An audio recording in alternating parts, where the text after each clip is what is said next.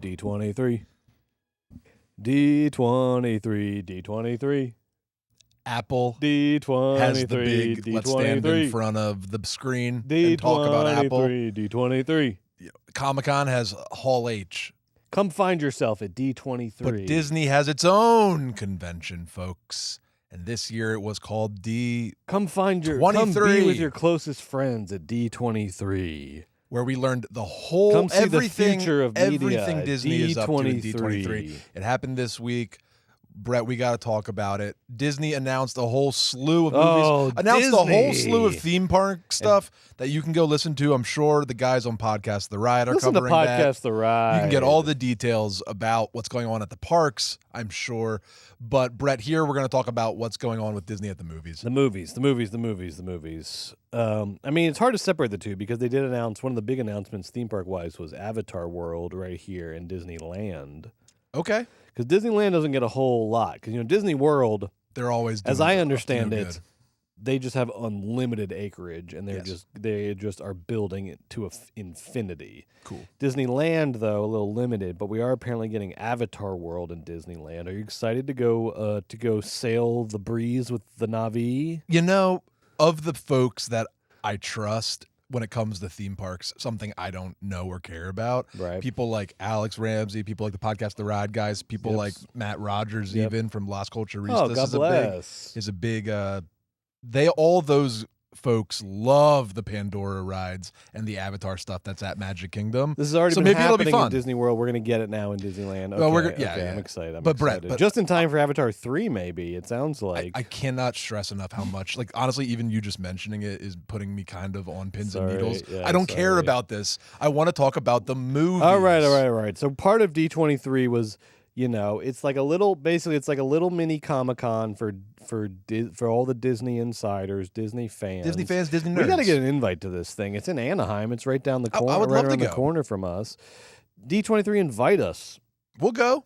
Look, here's the thing. We will probably we'll be critical, but who gives a shit? We'll be honest. We're honest. We also have children. I'm open to this being a blast. Yeah, we already decided Sandy's third birthday party. Exactly. Going to Disneyland. We're taking him to Disneyland. We're not haters. We want to go to D23. I want this to be good. The tenor with which you to be the best version of yourself. The tenor with which we're approaching talking about D3 sounds sour, and it's because there is a big fat fucking stinker though, Brett, in the pile. Okay. But can I start with something good that I saw? Please. You know how Disney makes these live action remakes? We have Cinderella, we have Lion King, etc. Yes. But Brett, did you see they're gonna do Lilo and Stitch? That's your favorite animated movie of all time. I'm so nervous. Even more than Ratatouille. Because these live action remakes have only reinforced what is great about the animated movies. They have not charted out some sort of, live action, there's potential there. No, it's the live action Disney remakes have just been a joke. They are just it's just a weird sort of, I don't know, community theater version play of these Disney animated movies you love. I don't get it. And also, they're not live action. This Lion King movie they just released a trailer for. It's this is more detached from sort of human reality than the animated version, because it's just computer animation. Definitely. I will say, from a business vision standpoint, putting one of these out a year with their legendary IP is the most obvious thing I get ever that. heard. So starting with that, that level, obviously good idea. These movies made a ton of money. So there's the money level. Creativity wise, none of these movies have really broken through in any way. People liked The Lion King, Jon Favreau's The Lion King, starring Donald Glover and Beyonce Knowles. People liked, but it's relative to what? Have you seen the original Lion King? That is a masterpiece, stone cold masterpiece. No one's top comparing. 5 on our top 10 summer blockbusters of all time, and should have been higher. Honestly, a fucking masterpiece. No one's comparing it to that, but I guess it's just as movies go, people enjoyed that one. Some people enjoyed the new Little Mermaid one.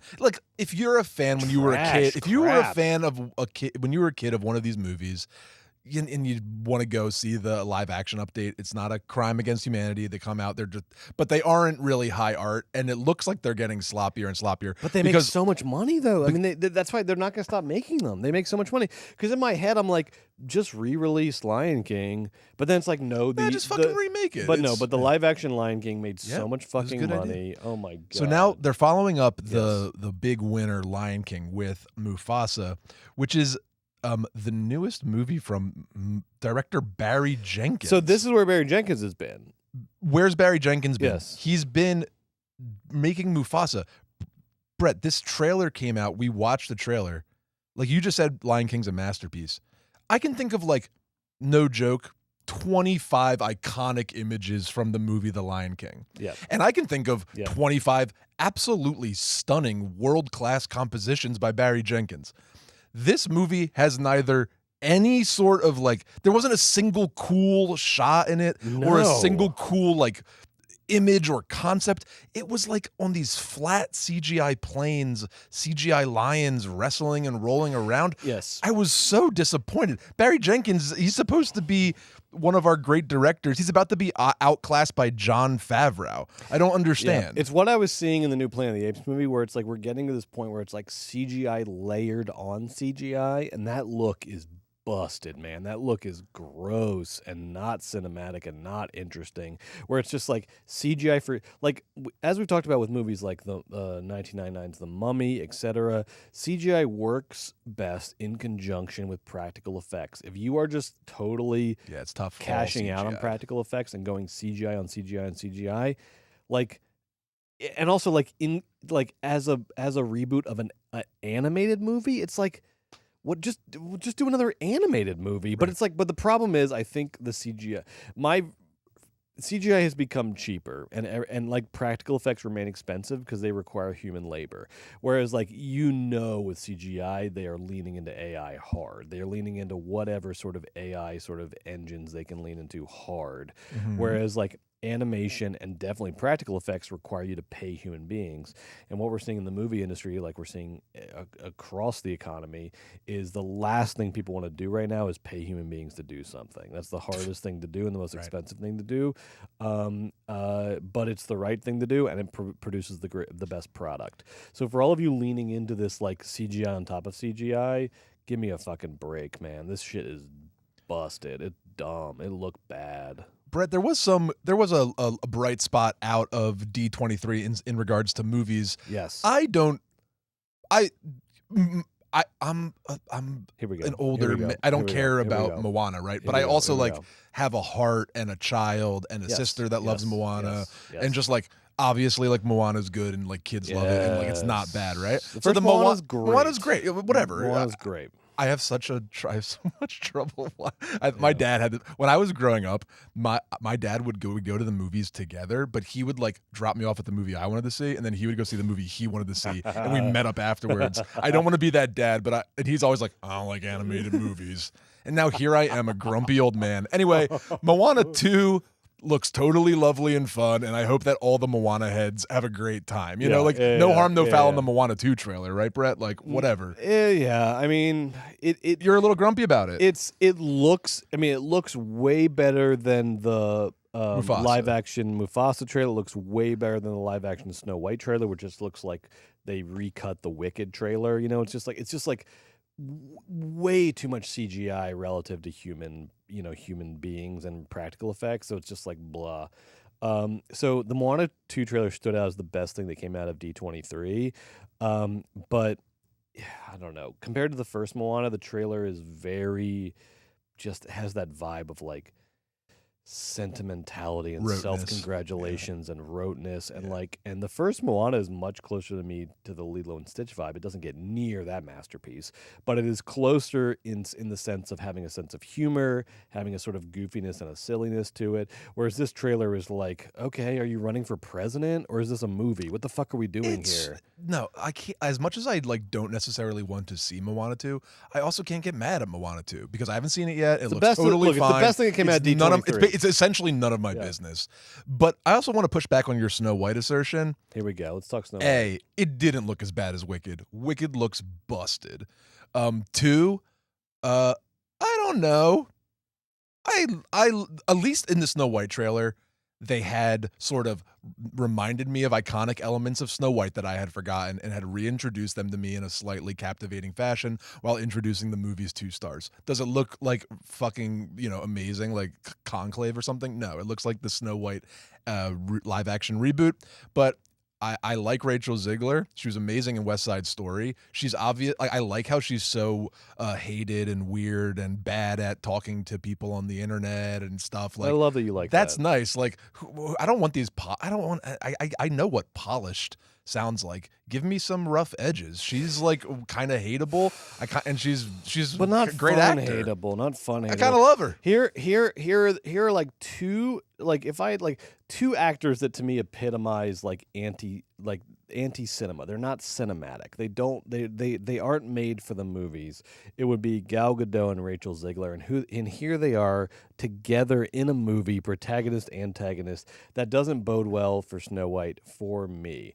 I think Gal Gadot should probably just be going off doing IDF commercials, and I think that Rachel Ziegler is probably best on Broadway. But neither of them to me, like, that's not a slight. That's not a slight. That's at a all. compliment. That's not a slight at all. No. Look. Gal Gadot, obviously is trash actor. Why is she still getting? Because she's a movie star. She's Why a is she terrible still getting- actor, why is she and she's still- a great movie star. Sure, yeah, great. Well, she's an okay movie star.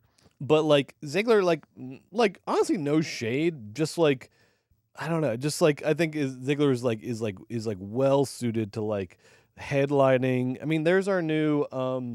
Oh my God, who's Thoroughly Modern Millie? Who am I thinking of? Sutton Foster. Sutton Foster. Here's our new Sutton Foster, right? God bless. What an incredible thing. Icon. Fucking go do it. But in movies, I don't know. I'm not feeling it. The acting doesn't feel right. Did you see West Side Story? The screen. Yes, but that. West Side Story is like Joe, honestly one of the best films of the past 20 years. West Side Story, though. It is. She murdered in it. It is. Yes, but that is that's like starting out with your best chance. It's like that is the epitome. The West Side Story is the point in the pantheon where Broadway and Hollywood like weirdly combine to like serve each other perfectly. Spielberg's but like masterpiece that's it. version That's of it, her best chance at being in the movies. Everything else, she's she so is like young. over emoting. She's so young. She's not that young. How old is she? She's not that. I mean, Google. She's been in a bunch of movies. She's under 30 years old. She's got a ton of career ahead of her. She's 25 years old? She is 23 years old. Okay, she's 23. She's young. All right. She's 20 fucking All right. 3. She already was in one of the great movies of the century so far. Easy. Well, but whatever. Top 250 movies of the century. I mean, West Side Story, whatever you think about it, if you watch that thing is freaking incredible from top to bottom. I put it 1, you put it 250, whatever. Better than AI. Which IndieWire made it number is like one. here's a comparative example also because we also have she's 23. Yes, and she also is a 23. It's like an NBA player. We don't even give them guff until they're fucking 28. Right. Here's my question though: is why did this is one thing also that, and this is not about Ziegler, but a trend that Ziegler represents, which is like. Why didn't Jennifer Hudson get the same opportunities that Rachel Ziegler is getting right now? Jennifer Hudson was okay. First of all, very similar trajectory. That's so dumb. Is a like singer performer, like Broadway singer performer coming into movies. First thing out of the gate, Dreamgirls, huge fucking. She won a fucking Oscar. Huge fucking smash success. Yeah, and Rachel Ziegler did not win an Oscar, and yet she gets every role, every fucking big role handed to her. Wait, what are the other big roles? Hunger Games. What's on her upper? Oh, forgot about the Hunger Games. No, Joe. Rachel Ziegler is like the go-to like young actor for big. Yes, she's like 6. Yes, she's like 6 or 7 on the pecking order. No. Only because she's now so busy, she can't accommodate anything. Hunger Games. I like her shitty attitude. I like her good acting. I like that she's classically trained, not media trained. This is a pro Ziegler. At least my house was a pro Ziegler house. That side of the podcast is pro Ziegler. This side of the podcast is saying very talented. Also boring as fuck. She isn't. She's actually she's unboring. That's her whole thing. Oh my God, Brett. Tell the fans, stick around. It's going to be a fight episode. Yes, welcome to Movies, Baby. This week on Movies, Baby, Joe, we've got some new releases to review. We've got Eli Roth's Borderlands. We've got Cuckoo. We've got It Ends With Us. This is a weird slate of movies that we have to review this week, but we're going to do it. We've also got some breaking Hollywood news to discuss. And in the second hour, for Patreon only, we're going to be ranking the top 5 video game movies of all time. And if our pre-production conversations have been any indication, it's going to get dark and weird and really angry. Folks, it'll be tough to find 5. Come join us. It's going to be a lot of fun. It's going to be a lot of fun. Yeah. Oh, God. Joe, are you ready? Oh, man. Margaret, roll that theme song. There it is. Oh, I truly can't get enough movies. I know. It's actually even if they're bad. No, well, except video games. I can't get enough movies, baby. Except video game movies. I can't get enough movies, baby. But how about you? Even video game movies. Do you have it bad too? That's when you know you really have it bad. Yeah. When I say one more ooey bowl. Whenever one ends, it's like the death of a friend. I get to wishing that there were 2 more reels, and then a voice cries out, "Move, baby, you're in my seat, and you don't want to mess with who the Philly movie freak."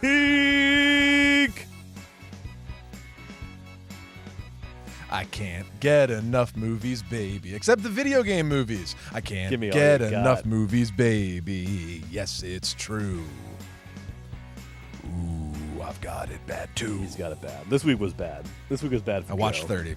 Every night of the year, like the moon I appear at all the movie theaters all Every over single town. one. Cut to black, roll credits. Whoa, baby. I'm lost in a fog. I need someone to talk to. Look, Hi. the Georgia movie dog. Watch all the ooey bowl movies, Joe. Dog, I did, you fucking I ass. can't get enough movies, baby. I can't get enough movies, baby. I can't get enough movies, baby. I can't get enough. Yeah. Welcome to Movies, baby, the weekly show where we break down the hottest movie news, review the latest releases, shout out forgotten classics, and prophesy the future of Hollywood. My name is Joe Cilio, a.k.a. the Philly movie freak, here as always with the Georgia movie dog himself, Brett Boehm. Oh, go Dogs. We're only a couple weeks away from the start of the college football season, by the way. I'm getting very... I cannot This is going to turn into a college football football podcast in 2 weeks. We'll talk about it later. I cannot wait. But I don't... August I love 31st football. versus Clemson in Atlanta. I'm looking at tickets. I don't think I can make it, but I'm thinking about it. Go. I'm thinking about it. Joe, we got to talk, though. We got to talk about the frickin' box office before we get into anything. Margo, show me the money. What's going on in Hollywood with all this finance? Weird. Oh, look at that little effect. That's nice. That's beautiful. Nice. Oh my God. What a happy week at the Lively Reynolds household. Oh my God. Look at that. Or maybe not so happy because Deadpool and Wolverine still. Wait, this is last week. That's last week's, This is actually. last week. That's last week's. Did I send you last week's accidentally? My bad, Margo. If I sent you last week's, I'm sorry. But this week's, I can tell you, I've got it right here. We've got Deadpool and Wolverine is still in number 1. It picked up in its 3rd week. It picked up another $54 million domestic. It's over $1 billion worldwide. Is that 2-3 weeks, Brett? 3 weeks. Dang. Massive success. I don't think, because it's sort of already done its worldwide rollout, it does probably not going to catch up to Inside Out 2, which is just shows you how insane Inside Out 2 was. That is Because still as weird. big, I mean, almost. Deadpool Wolverine, just phenomenon, massive success, biggest R-rated movie ever by a mile. Still $500 million away from Inside Out 2, and it's not gonna make it up. It's not gonna catch it up. So it probably ends the year at number 2. Wow. The only 2 competitors remaining would be Moana 2 and Joker 2. I don't see them. Neither have I juice. mean, Maybe Joker 2. I would say maybe Moana 2. Nah. Yeah, I don't think either one though. Nah. I think they both have top 5 potential. I don't think they have top 2 potential. No, top 2 is probably 0% chance. top 2 will probably end the year what it is right now, which is normal. Usually you get out of the summer and whatever is in the top 2 slots end the year at top 2 for the box office because then we get into award season. So Deadpool and Wolverine has probably secured a number 2 slot for the year, which is crazy for a movie that is not only R-rated but is like the most meta in-joke like corporate movie of all time. Bizarre that people like it, but they do. Not since Barbie. Not has there yes, been as yeah. corporate in joke as Deadpool. Deadpool and Wolverine. And we heard from all of those lovely people on our TikToks last week all about how you don't get it. This is fans. You don't get it. This is a fan service movie. To which I said, that's not a genre of movies. Or also every movie should be a fan service That's movie. simultaneously a sort of, yes, there we go. That's simultaneously a like underpinning to all genre movies and also not a like literal genre of movies. Once you start saying fan service movie, capital FSM, you've lost the plot, okay? What you're talking about is something that should solely air in Hall H at Comic-Con. When it comes to a wide release movie, you need to work within the genre like the sort of well-trod tested genre like structure of a movie. Deadpool and Wolverine, not that, but people love it and it's making tons of money, so God bless everybody. Coming at number 2, this is very, very interesting, Joe. It Ends With Us. We're going to be talking about It Ends With Us later. I went and saw it. I have thoughts. But the big headline this week is we have a new... They've been testing this out for a while, but now we officially have a new power couple in Hollywood, Joe. You've seen them on the red carpet. You've seen them in the VIP box at the Eras tour. You've seen them get married on a South Carolina plantation with visible slave quarters. Joe, I am talking about Ryan Reynolds and Blake Lively. This is the first time since Bruce Willis and Demi Moore in 1991 that a couple has had the top 2 slots at the box office. First time since 1991 with Bruce Willis and Demi Moore. Probably the most like iconic A-list couple of all time. You know, up there with like Elizabeth Taylor and Richard Burton, you know, but in terms of like in the like box office era, blockbuster era, I mean, that is like one of the probably the most financially lucrative movie couples of all time is Bruce Willis and Demi Moore because in 1991 we're talking about Die Hard 2 and Ghost. Right. Fucking massive movies. And likewise, we now have Ryan Reynolds with our version of Die Hard 2 and Ghost is Deadpool and Wolverine, and It Ends With Us. It Ends With Us pulled in $50 million domestic this $50 week million domestic. for Sony Pictures. And then globally, it was it's closing in on $100 million globally right now. Great. I mean, and that is hit. on a $25 million budget. Massive hit. So we're going to talk about It Ends With Us later. We're going to talk about all the fucking hijinks and gossip and rumors around it. We're going to talk about the movie itself, which I watched. But just to focus on the financials for a second, I like this financially for Hollywood because the thing that Hollywood has forgotten is like, and it's like, why did they forget it? There is a genre, and It Ends With Us is not a rom-com, but let's say like rom-com / like adult dramas. There is a genre of movies that if you cast it, if you pick the right property, cast it correctly, and market it effectively, you can make $50 million opening weekend. But the difference is these movies cost nothing to make. Nothing to make. The budget is just Blake Lively's salary. There's no, like, the budget is nothing.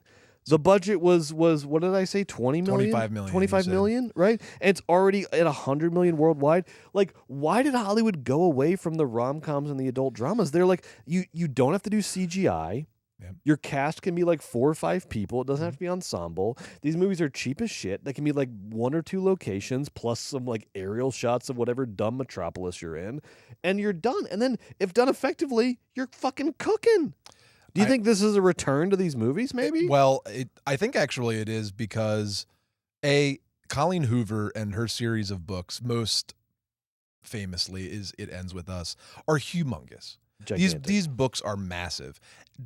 And they are sort of the biggest example of this trend where romance novels or erotic novels are really coming back into vogue. Like romance bookstores are opening up, and friends like have romance, like big shelves full of romance novels or fantasy romance novels, and deep fandoms on Reddit and forums like this. And I bet that is a super lucrative sort of expanding niche, and I bet we will see more movies come out of that sort of spicy fiction, neo-spicy fiction, book talk fiction. It's weird that we world. didn't get more of it in the wake of 50 Shades of Grey. I wonder if people are so obsessed with their reputations, I think, that because 50 Shades of Grey was what? Simultaneously a financial success beyond, and weirdly a sort of reputational hit for the actors, because it's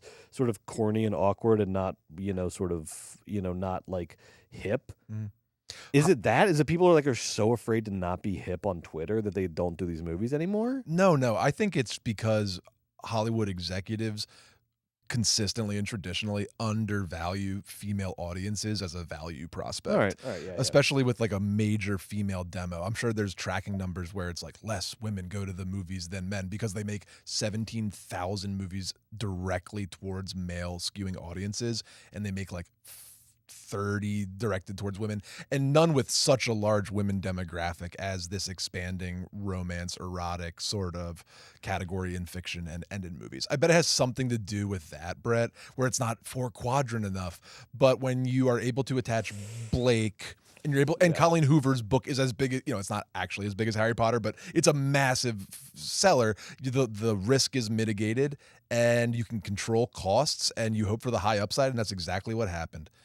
What It Ends With Us taught me is that 4-quadrant thinking is so outdated now, because I think the trick now is that you want one quadrant that is on fire. Because I'll talk about this later when we get into the movie, but when I sat in the theater for It Ends With Us, I thought I was at I was like, am I at a meeting for a cult that I wasn't invited to? I was like, wow, there is such energy in this room for this movie. There is a fucking audience is on fire for this type of movie and wants more and more and more of it.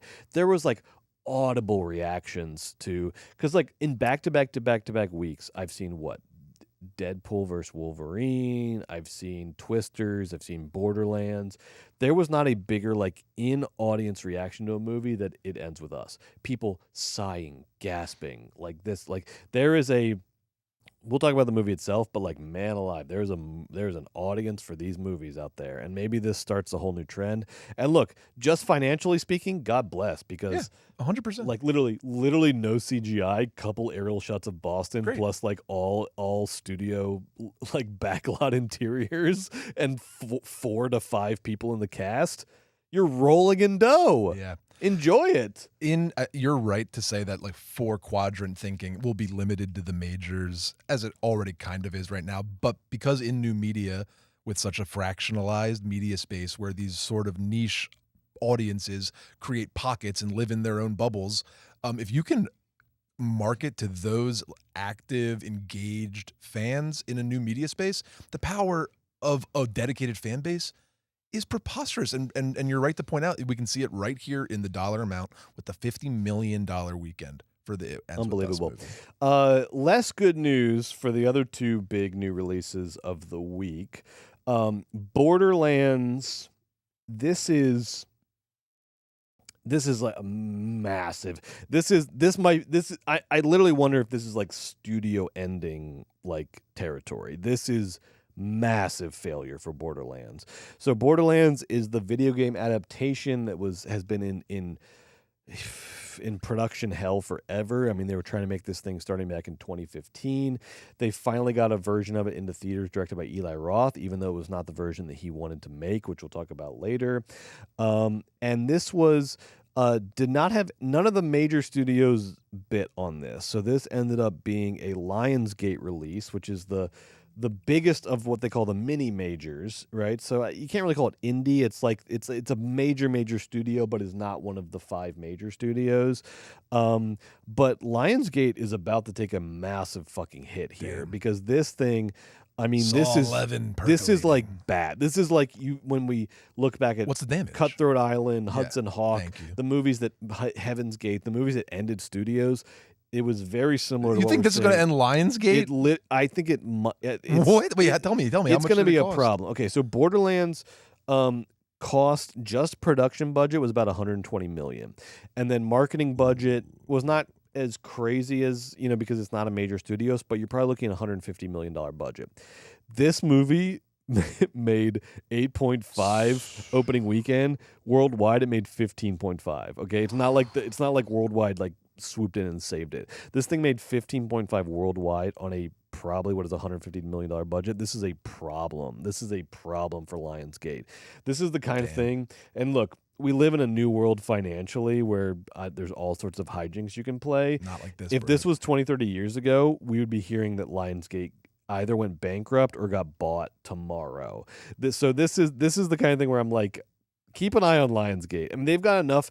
They've been savvy enough for long enough by doing stuff like John Wick and other things where like they probably got enough money in the bank to ride this out. But like this for a mini major studio, it doesn't have a fucking theme park on top of their studio lot. This is a problem. This is a big problem. I would like to, and we'll talk about why this was such a disaster later. But Jesus, that's bad.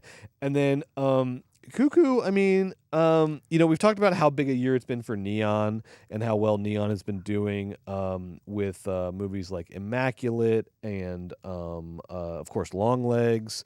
And they have their latest horror movie, Cuckoo, that came out.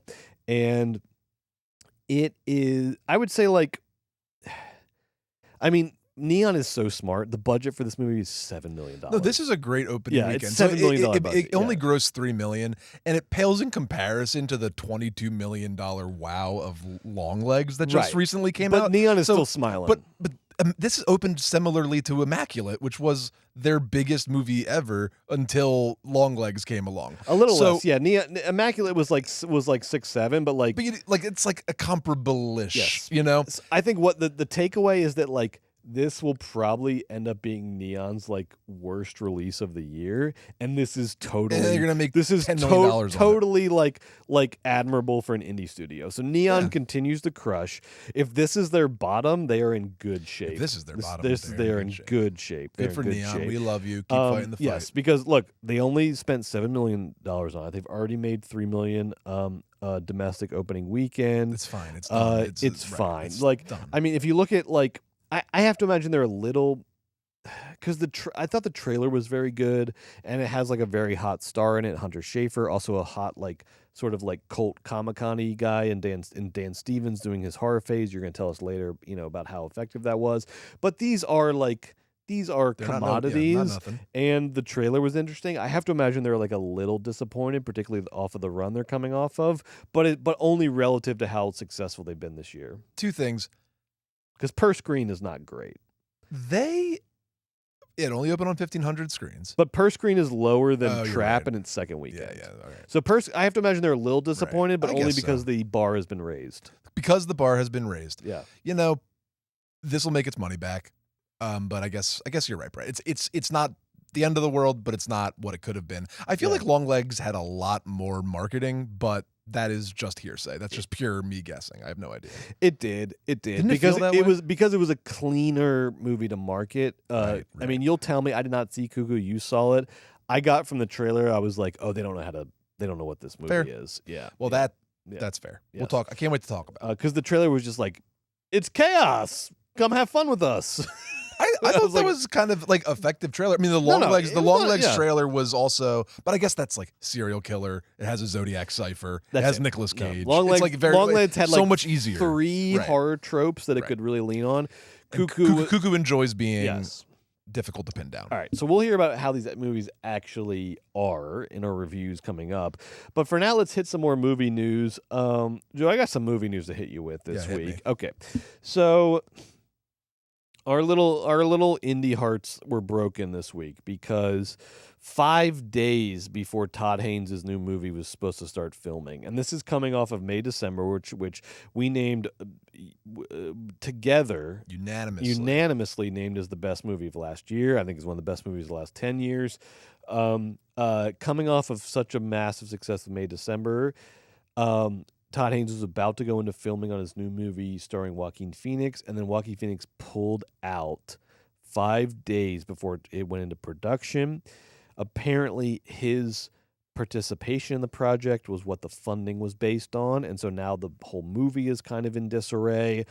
Look, Todd Haynes it sucks that Todd Haynes is not enough of a name on his own at this point to fund the movie, but apparently he's going to find another A-lister to get this movie made. Which is awkward because the movie's idea came from Joaquin Phoenix, who's a producer who brought it to Todd Haynes and Christine Vachon, and they built the whole entire thing. It's about a intense gay romance. That was going to be period. It was going to be graphic, and Joaquin Phoenix reportedly pushed for the graphicness level to be ratcheted up. They were ready for an NC-17 thing, and then the word on the street is he got cold feet, is what they say in the press. And 5 days with the whole entire crew and team and money all gotten and distributor everything all figured out or on its way. The whole production was starting in 5 days, and he bailed. So I don't like this. This looks bad for Joaquin. This looks very bad for Joaquin. It's bad for Joaquin. It's bad. It's going to make the whole entire press tour for Joker 2 awkward as hell. He's not going to get nominated for any awards now because everyone's going to hate him this year because he pulled this stunt. He pissed off Vachon. He pissed off Haynes. You pissed off Vachon. That's not good. That's not good, but dude. Seriously, it is a bad look. But you know what, though? You know what's going to happen because of this? Ultimately, what's going to happen is we're not going to get to see the version of this movie. They're going to take Joaquin to court. It'll be figured out with the money. Joaquin. They're going to sue him. It's going to go through all that. But in 6 months, there will be no problem with Joaquin Phoenix's career in Hollywood. He's too bankable and too huge and too famous, and nobody cares in the macro sense about this in 2 to 4 to 6 months, and it will blow over. But it's incredibly disappointing. Joker 2 will just wipe this news off the face of the earth. Unfortunately, this only this matters to a smaller group of people than we'd like it to. Yeah. But it actually is impactful. I think that it is going to end up changing some like contract structures, or certainly when people want. Joaquin Phoenix is always traditionally difficult to convince to come to set. Apparently, I read so much so that on Napoleon. I read this. He wanted Paul Thomas Anderson to rewrite Paul Thomas the whole Anderson script. had to come rewrite it, or else Joaquin he threatened to walk off if Paul Thomas Anderson didn't come and rewrite it. Right. But Paul Thomas Anderson was busy and couldn't come and rewrite the Napoleon script. Yes. And so they eventually talked him back. They got him. But in. he's he's difficult. I always imagine Joaquin in real life is just his character in The Master, and he's like not acting during The Master. Like that's how I always imagine he must be to deal with. He's just such a weirdo. Anyway, I hate that story. I would have loved to see that movie. I know. I would have loved to watch just like this does not look good because anal penetration on a big screen with Todd Haynes' eye and Joaquin Phoenix's cock. That would have been amazing. But great. Sorry, this is a live stream. But what it feels like happened is that Joaquin Phoenix came into Todd Haynes' Christine Vachon world and says like, all right, I love what you guys do. Let's get even gayer with it. And I'm going to be the big name on it. And then they got the movie into production. The script was made. And then and then 5 days before the shooting, he was like, actually too gay for me. I'm out. I can't deal with that. I'm out. I'm scared. Does not look good for you, Joaquin. Does not look good for you. Okay. It sucks. It's lame. Okay. Joaquin's weird. As much as he has all these iconic, you're going to do all the roles in shit you movies, did in Beau is Afraid, but Weird. You can't do a gay sex scene. Give me a break, I dude. know. Give me a fucking break. It's so okay. lame. And also, if you're not down for the gay sex, stay away from the greatest filmmaker of our generation, Todd Haynes. Don't fuck up his fucking arc. Right. And the greatest producer of our generation, Christine Vachon. Stay out of their world if you're not down to clown, my dude. Why would But you are down. You're down to clown for Joker 2. You're down to be the Joker clown. Nice. Right? Poison. Safe. Far From Heaven, Velvet Goldmine. You best. probably should have done this movie. Yes. Anyway, Joe and I next year we've decided are going in honor of 2025. We're going to do our top 25 movies of the millennium. Brett. I don't see how Todd Haynes doesn't have 2 to 3 movies on that list. He's the fucking man. He is the dude. How about and this? Joaquin Phoenix, you're fucking with his shit. Nah, don't fuck with it. There's definitely there's no doubt gonna be one. I wonder how many there were in the because definitely Brett one. And so IndieWire, not to get off track, came out. Is this one of your news items? No, IndieWire. no, IndieWire this week but go ahead and came tease out it. with its 100 best movies of the past 25 years since 2000. It was a very fun list. It was a fun list. It was a great list to read. I see what you're doing, IndieWire, and I respect it. They have all these amazing international films that you love and admire, Yes. but then they smartly and funly, whether or not you agree, they made AI, artificial intelligence, super fun. Could not Steven agree with Spielberg's you less. Could not support. Movie. Could not support the decision Yes. more. Could not agree with it less. I think that's well said. Yeah. And that was number one. So anyway, Brett and I had we're like, we want to do that. We gotta do this. So anyway, all we're saying is Todd Haynes is going to make the list. But so, we are not. We are not always chasing these. More often than not, these legacy media outlets are chasing us. Because did you see this week? No. After our last week's episode, Vulture came out with their ranked list of M. Night Shyamalan movies. We're going to talk about this next hour. We're going to talk about this next hour, okay? We got there first. We were doing 30 outlets, 300 outlets. We probably were ranking M. Night week. Shyamalan last week. That's not a night. That's a first thought. But here's what I want to talk about. This will be in the second hour for Patreon subscribers only. Joe, guess what the worst guess what Vulture's worst M. Night Shyamalan movie was? I know. Our first M. Night Shyamalan movie, The Happening. So we're going to talk about that in the second hour. But a couple more news items before we get into the movie reviews. Speaking of long legs, Osgood Perkins already got a new fucking movie out. There's a trailer. There's festival dates. It's called Monkey. It stars who I think is one of the best up and coming underrated actors right now, Theo James. I thought was the best part of White Lotus season 2, the most underrated best part. He's good of Theo James was Theo James, and then that Gentleman TV series they did based on the Guy Ritchie movie. He's fantastic in that. Theo James is a real fucking talent, and he's an interesting talent because he is so A-list handsome that you just sort of that's the first thing you see. But this guy has the instrument working, dude. He can do a lot, so I'm excited for Theo James in an Osgood Perkins movie. It's based on Stephen King. Source material. It's called Monkey. We've got a trailer. We've got, I think, festival release dates. What do you think? Is Osgood Perkins sort of churning something out too soon after Long Legs, or are you ready to ride this train? No. You know who knows how long it takes to get these things off the ground? Sure. Yeah, or how long, we saw Long Legs. He might have been finished that thing for 12 months for all we know, right? Yep. So James Wan could have seen Long Legs 9 months before we did, or he saw an early draft of it, or the buzz out of the studio was this thing's looking amazing when it's coming back to us. And also he had made some films before, and also he has a name and a vibe. And Long Legs, now he has serious financial energy. That thing was a huge hit, and he has Long Legs has a very distinct visual style that I think will really serve in larger James Wan produced films, horror films. That being said, James Wan is working with Neon on this one. Neon will be distributing this film. Not Blumhouse. Which is interesting. Because the Neon loves Osgood and Osgood loves Neon, and why wouldn't they? They made the biggest movie in studio history together. I adore James Wan. As far as horror directors go, he is in the driver's seat of horror, kind of at the top with Jason Blum, because he is the best. And he is the best because he knows how to craft scares. He has an amazing filmography, everything from The Conjuring to Malignant. I adore James Wan. He has a bad movie or two, but who doesn't? And as a producer, he has a bunch of good stuff. But anyway, Osgood is Osgood's talented. James Wan's the god. So you're excited for Monkey. And you like Theo James. I'm excited for Monkey. I like Theo James. I'm excited for Monkey. I'm excited. Why wouldn't I be? And then speaking of James Wan, he's got another big project in production that he's going to be directing with Scarlett Johansson, which is, and this is all still rumored. I don't think it's official, but apparently James Wan directing, Scarlett Johansson starring, Creature from the Black Lagoon at Universal. What do you think? I think that's an amazing choice. Great job. Why wouldn't Great job. Come on now. Rebooting Universal Monsters. We've been trying to do this forever.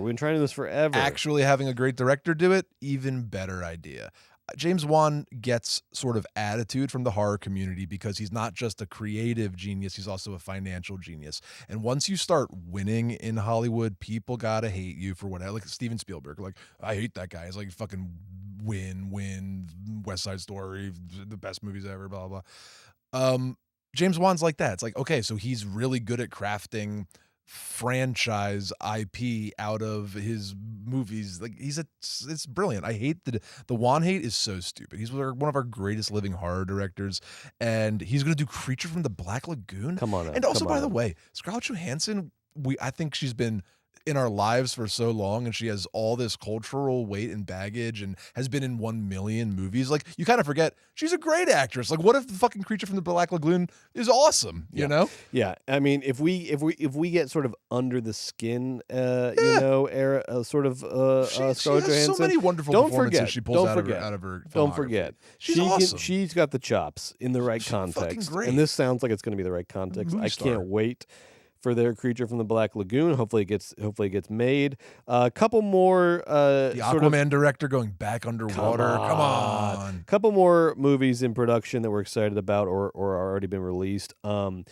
Our second favorite movie of the year, Do Not Expect Too Much from the End of the World, directed by the Romanian director Radu Jude. Radu Jude already has 2 new movies out at the Locarno Film Festival right now. They are both like experimental found footage movies. One's called 8 Postcards from Utopia. One's called Sleep Number 2. This is the Romanian Harmony Korine. This is our fucking guy. If you are not on the Radu Jude train, get on this shit. Start with Do Not Expect Too Much from the End of the World. You can watch it on Mubi, and then get excited because we've got 2. This guy's prolific. He's churning shit out. He's already got 2 new things at Locarno right now. Radu Jude is the fucking truth. We also heard this week that there is we knew we were getting an Anthony Bourdain biopic. We knew like an Anthony Bourdain biopic from A24 is like the sun coming up. We knew that was going to happen.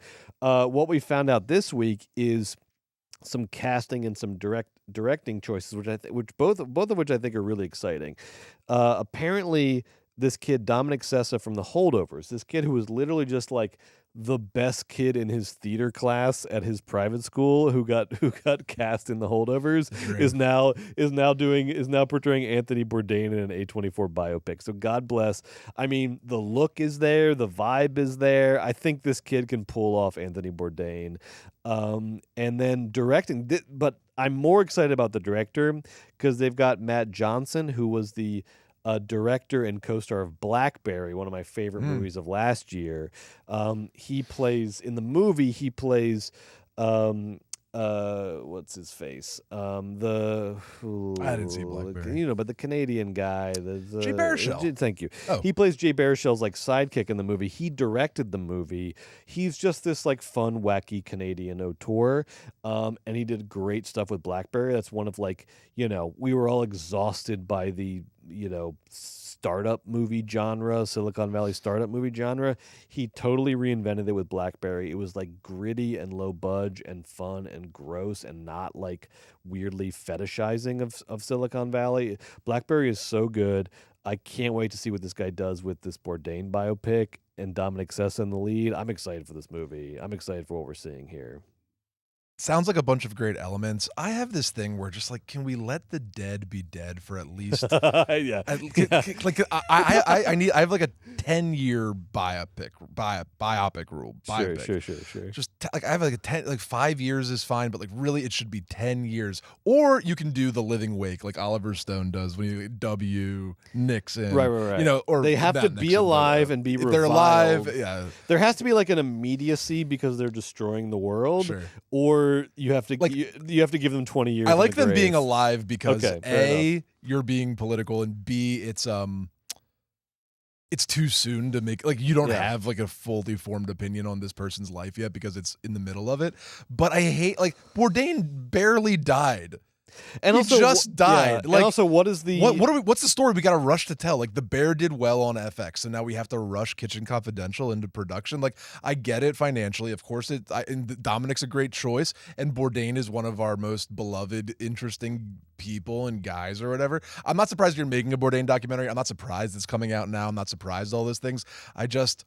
That's just why a little more respect for the dead. That's why the Matt Johnson inclusion is key to me because I think he's going to find a version that is more in line with like Danny Boyle's Jobs, what Jason Reitman seems to be doing a Saturday Night. I think he's gonna find like a vignette in Kitchen Confidential and build a sort of like real time movie out of that vignette. That would be amazing if it was some sort of like one day in the life of Kitchen Confidential era Bourdain would be amazing, and then you're sort of hinting at the larger life. If he's trying to do some sort of or if he's forced to do some sort of large scale biopic, count me out. I'm not interested. But if he's doing like real time Kitchen Confidential era Bourdain, that's The Bear. Come on now.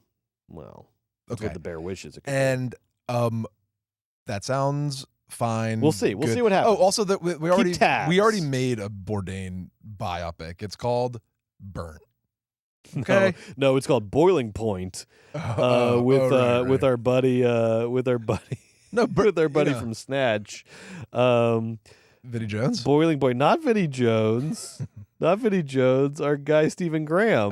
Boiling Point with Stephen Graham. You love Boiling Point. But Burnt, isn't that Bradley Cooper plays Bourdain?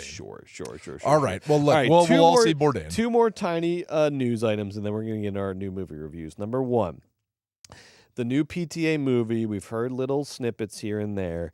We finally got what appears to be a precise number on the budget. Get ready for this. They gave PTA $140 million. Wow. $140 million PTA movie. Wow. Are you fucking kidding me? Let's go. That's cool. Let's go. And my read is that like he wanted the budget. He's going to use the budget is essential to the movie. PTA's making a big budget movie. What does this mean? I cannot wait. But I want fucking it better not have gone to fucking cast. They better all be working on fucking scale. I think this thing is going to actual effects and like locations and like I think this is going to be a large scale big PTA movie. All we know is that we have a working title, which is The Battle of Bacton Cross. I don't know if I'm pronouncing that right because no one has said this word out loud before. It's apparently loosely based on Thomas Pynchon's Vineland, which is like a story of like sort of hippie radicals, that era of like the Chicago 7 and the New Haven 5 and this and that. So, and the kidnapping of Patty Hearst. And it's like that era of like sort of, leftist radicals in American history. So it might have something to do with that. We don't know. We do know it has Leonardo DiCaprio in it, who's never worked with PTA, Regina Hall, Sean Penn, Alana Haim. So he's bringing his Licorice Pizza cast into this. Teyana Taylor, Benicio del Toro, who we worked with in Inherent Vice. Come on now. They gave my dude $140 million. They gave the Valley Boy $140 million. That's really cool. I'm really very, very excited. That's very cool. I heard there's some supernatural elements. No, or something. Wait, really? I heard there's supernatural. That's a word I heard. That's a word I heard. And this is all coming from Warner Brothers down the street. This ain't Universal. No, this is the old WB down the street, baby. They gave PTA $140 million. I love it. And apparently, the word on the street was it was Leo. It's like that's like the Leo budget. They like it's the fact that he got Leo in the movie is what got him $140 million. I cannot wait to see Leo in a PTA. Can you believe it? No, I think it's a great fit. I think it's a really great fit. Leo's often the perfect fit. I wonder why he didn't. Actor. And it could just be scheduling, but I'm wondering why he went with Leo over Joaquin for this. Because Joaquin fucking sucks and Leo's a great hang. And Leo is a better actor. Well, we could really have that conversation one day, couldn't we? Joaquin sucks and Leo's a good hang. That's probably spot on. Joaquin's an incredible actor. I mean, he sucks to like as a vibe. Like he's bringing Alana Haim to come back and fucking hang out and do whatever do PTA stuff. Like he just wants to hang out with Leo. Leo's famously like a guy's guy, a movie lover's movie lover, and a great actor, and brings the money with him. Like it's no shock to me. Also, like Pussy Posse 2.0. Leo, Margot, PTA, Teyana Taylor, Alana Haim, Cooper Hoffman, who honestly, Dick Ebersol himself. I'm stealing this from Tom in an as yet unreleased episode of Double Threat. I agree. Best part of that Saturday Night trailer is Cooper Hoffman as Dick Ebersol. Okay. I think so. I think that's like, it's just the one part of the trailer where it's like, okay, I can like relax and enjoy a performance and not be like weirdly on edge with some like overachieving weirdo trying to like impersonate someone. All right. Last news I have for you, and then we're going to get into these goddamn reviews. Hit me. Do you know how, I want you to guess how much per person George Clooney and Brad Pitt got for being in Wolves? $30 million each. Did I ever shoot If you were their agents, you were fired. Oh, really? Yes. But the movie has to have like other money attached to it to like put Does it. it? I don't give a shit about that. I'm representing George Clooney and Brad Pitt. How much money am I asking for? $45 million each. You hit the nail on the head. Okay. They each got $45 million To do the Apple honestly, Plus props movie? to Joe. That's the second guess he nailed it on the head. That's a Thanks. fucking CEO of a media company right there, baby. Brad Pitt and George Clooney each got $45 million for Wolves. Guess who that's good news for and bad news for? Good news for George Clooney and Brad Pitt. Bad news for Wolves. Yeah, bad news for Angelina Jolie's lawyers. All right. Also, they pay. All right, Apple, because we saw what happened with Fly Me to the Moon. Like, Apple. We saw what happened with fucking Napoleon, with Killers of the Flower Moon. Good movies, too. Here's an idea. Also, Killers of the Flower Moon is a great example because that was like one of Leo's like there was apparently with the PTA thing there was like a little bit of doubt about giving it that much money because Killers of the Flower Moon did not make so much theatrical. But the reason of all of this is because Apple doesn't know how to do movie. Get out of the movie business, Apple. You fucking suck at it. Fly Me to the Moon. You spent $100+ million on the budget. That thing made under 10 million opening weekend, and then you're gonna put it on Apple TV and like expect some like, is this some sort of like producer's gambit where you're making money by losing money? Well, because like, right. Well, you know what Alex Ramsey, our co-founder and partner, always says? He always says that when Apple makes a movie, they don't give a fuck about. They don't think of it in terms of a movie budget. They need faces to put on the screen of every single iPad and every single Apple store in the world, and they need banners and they need glossy stuff at the Apple 23 convention. You know, they need all of garbage. So basically, it's like Apple has a bigger marketing budget than $120 million. They got $1 billion marketing budget, right? It's Apple, the greatest marketing company in the world. They just buy it because they just want George Clooney and Brad Pitt's faces on every single iPhone, in every single ad, on every single television and store across the entire world. That's why they do this. Because this film is getting a one week release in theaters, and then we'll immediately begin streaming on. It doesn't Apple matter TV. to them. They don't care about this. But that's what I Did hate. George? They don't care about it. Apple doesn't care, or Apple has alternative strategies. The question is, do George and Brad care? Like, whose project was this? Who put this thing together? Like, we're not ready to review this movie yet, so we don't know the details. But I'm excited to learn, Brett. This looks like a nothing movie that no one put a whole lot of effort to, and Brad Pitt and George Clooney just cash in on their celebrity to get $45 million and be the face, like you said, of the iOS apps for fucking 4 months. But that doesn't make sense. Did you hear for the new iPhone, they all come preloaded with wolves? I bet it does. I bet it's like the new U2 album. Wolves is going to show up on your phone every time you open it up. Every time you get in the car for the next 4 years, Wolves is going to start playing. All right, we got 3 movies to review here. Three new movies to review. We've got Borderlands, Cuckoo, and It Ends With Us.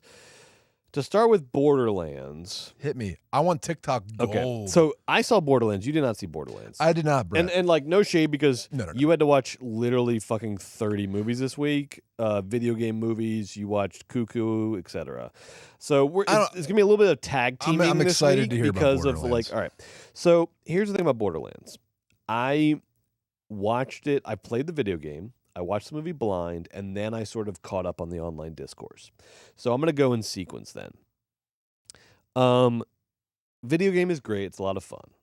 It's not as like, it's not like a rich with lore video game. It's like a first person shooter in a cool backdrop with cool characters, and it's sort of like Mad Maxy. It's like, you know, I don't know, steampunk, cyberpunk sort of thing in a desert landscape. It's fun. the movie I went and saw with Amy, my wife. It could not be more of just a like baseline. That was fine movie. It did not like, it didn't sort of like trigger any of my like, instincts. It did not trigger my instinct to hate it. It did not trigger my instinct to love it. It was just a movie.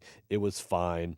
It's fun to see Cate Blanchett like try out an action movie, try out that kind of a thing. It's very funny because she's still doing like 800 facial movements a second, but there's like no emotional dramatic context for those things to land into, so it just looks like she's like twitchy. Like it's just like it's like Cate Blanchett trying to act in a movie that doesn't require acting, but she looks cool, her hair looks cool, her outfit looks cool. You get like a sort of Guardians of the Galaxy vibe with it. It's fine.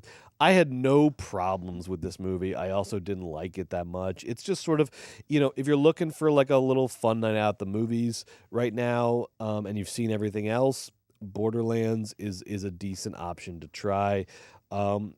Knowing that Eli Roth directed it, I was a little disappointed by the lack of like sort of like violence, stylized gore and violence. It's very much a PG-13 version of Borderlands.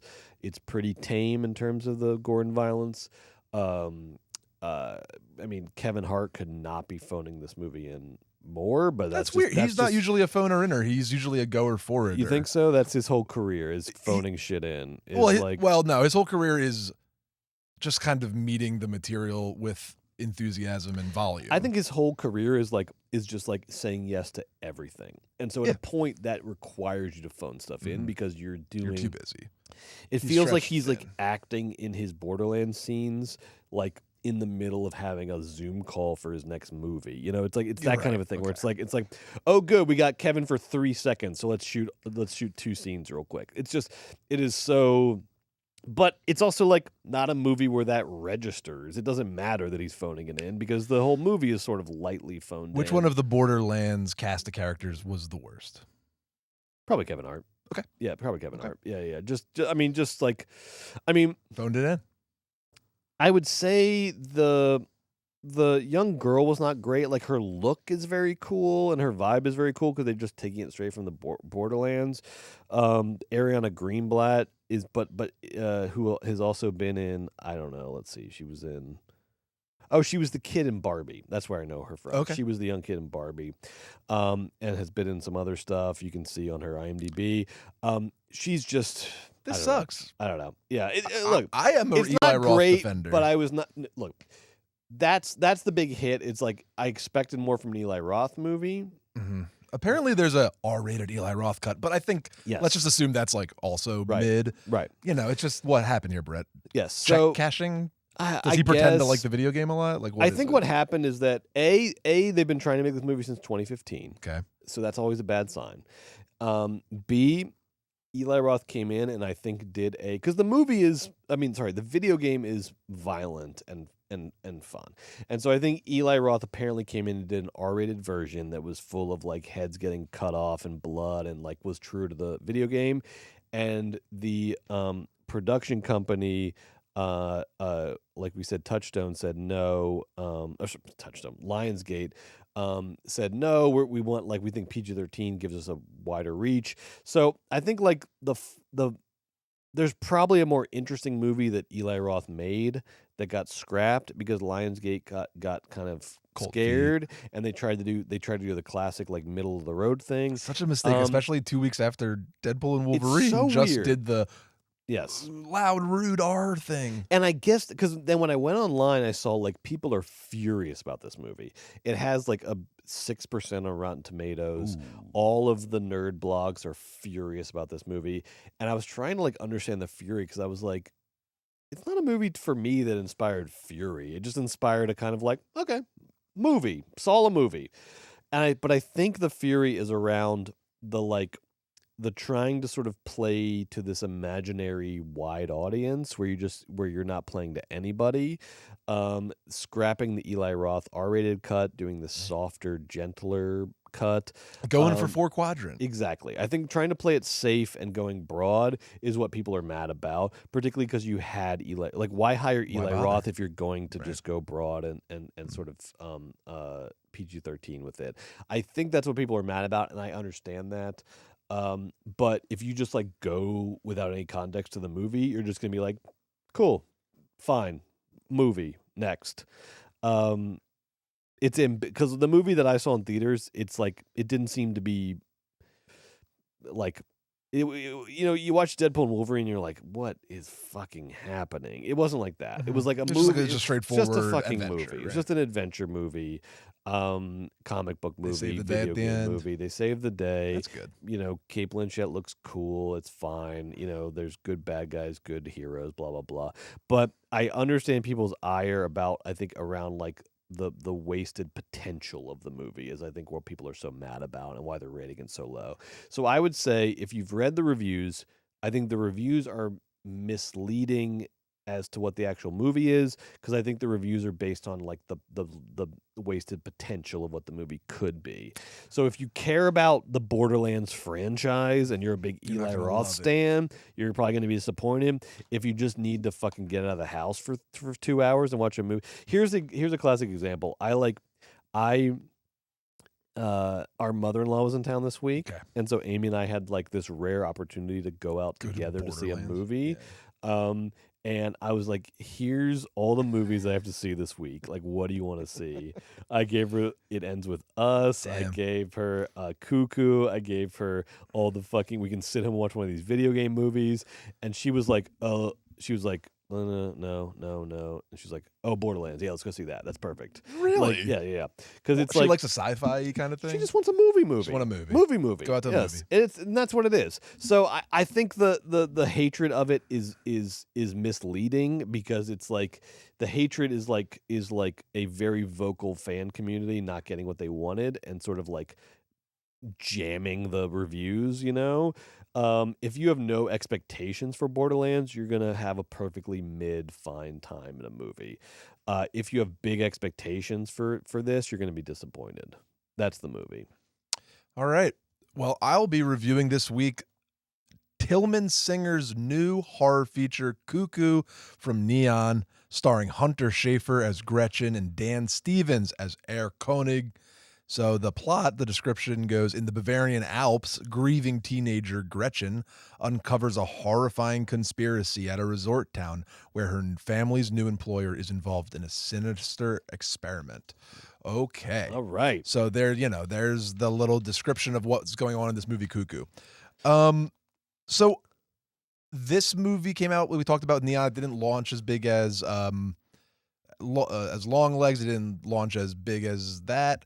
And it didn't get as much buzz, despite having Hunter Schafer, who's like a hot up-and-coming actress from Euphoria, and from, she's been doing a bunch, she's famous and popular. Yes. and young.